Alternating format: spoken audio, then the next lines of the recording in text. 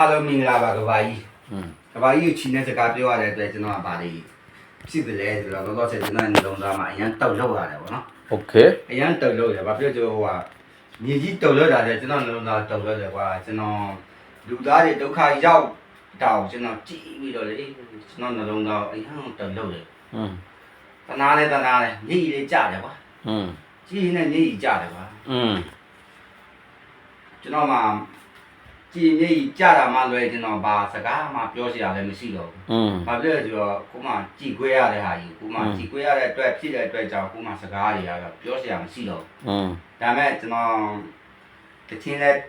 နည်းနည်းရှုပ်ပြီးမယ်ကျွန်တော်စကားပြောပြီးတယ်ပြောရင်ကျွန်တော်ဟိုဟာလည်းပဲသူ့ဖြစ်နေမှာဒီမှာလည်းဖြစ်ထိုင်းမှာပဲဖြစ်လောလောဆယ်ကျွန်တော်နေတာထိုင်းမှာပေါ့နော်ဒီမှာတွေ့ရရဟန်းတန်ကလည်းကိုယ်လည်းပြောတာဘာသာရေးလိုက်စားတဲ့လူဟုတ်ပါရဲ့ဘာသာရေးလိုက်စားပြီးလိုက်စားနေညာတော့လဲကိုကကိုကွယ်တဲ့ဘာသာကိုအလေးထားတဲ့ရဟန်းတန်ဃာတွေကဒီလိုဖြစ်ရမြင်ရတဲ့မြင်ကွင်းတွေရတယ်အရန်ကိုကျွန်တော်တွေ့ရအရန်အနိဋ္ဌရုပ်ဖြစ်တယ်ကွာအရန်ကိုလည်းစိတ်မကောင်းဖြစ်တယ်စိတ်လည်းထိခိုက်တယ်ကွာ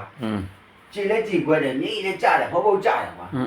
ကျွန်တော်ဒုက္ခရောက်ကျွန်တော်ခါမှမြေကြီးမကြောက်ဘူးအဲ့လိုသူများတွေဒုက္ခရောက်လာတော့ကျွန်တော်က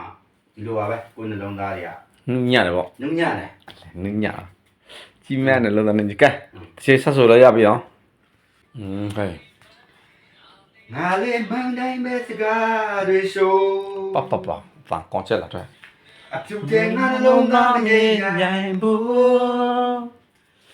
ဆိုတဲ့နာမည်ဖြောက်တောင်းစဉ်းစားမိနေညီမြောင်ခါနိုင်ရဲ့စီမတော်လူသားတယောက်ဖြစ်ချင်တယ်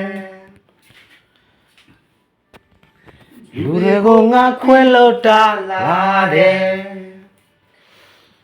အခါရမျောလဲတော့ဖြစ်နိုင်မယ်မျက်လုံးပင်နေတဲ့ငါကိုလူပြီးဟာတိုက်လာအောင်မလားခါနိုင်စီတော်လူသားတယောက်ဖြစ်ချင်တယ်ကျွန်တော်ဆိုလို့ရှိရင်အဲ့ဒါပဲကျွန်တော်ခံနိုင်ရှိတဲ့လူသားတယောက်ဖြစ်ချင်တယ်ဒါမှလည်းကျွန်တော်ခံနိုင်မရှိပါဘူးဗျာကျွန်တော်ခံနိုင်မရှိဘူးဘာဖြစ်ခံနိုင်မရှိတာလားဘယ်လိုခံနိုင်ရှိမလဲတာကြီးอ่ะ